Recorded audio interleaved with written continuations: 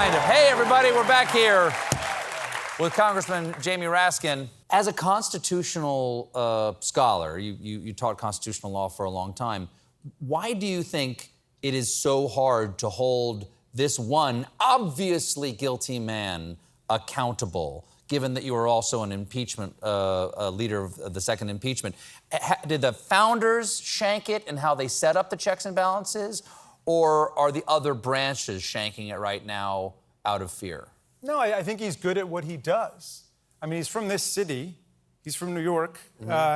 And he's been a con man and an operator for a long time. And he operates like the best of the crime bosses, which is he always insulates himself with several layers of lawyers and money and flunkies between himself and that which he orders to be done.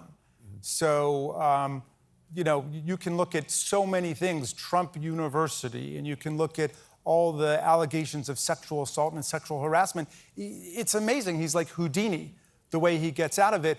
But I think he's met his match in Benny Thompson, Liz Cheney, and the January 6th committee.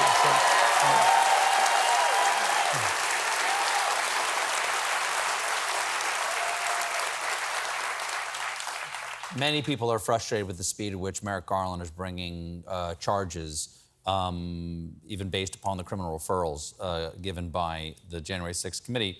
How do you feel about Merrick Garland saying, no person is above the law, we don't make our investigations public, and we have to get this right? How do you interpret that? Well, I agree with all that. I should start by saying Merrick Garland is my constituent, and I don't browbeat my constituents. You know... Every vote counts. Every vote counts, indeed. This is the season to remember that. And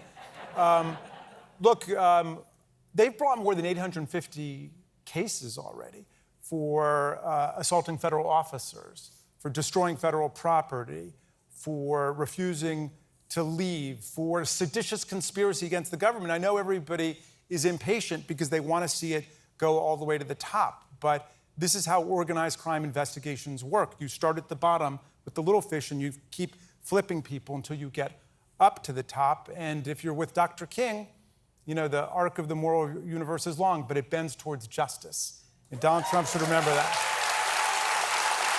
I want a little bendier.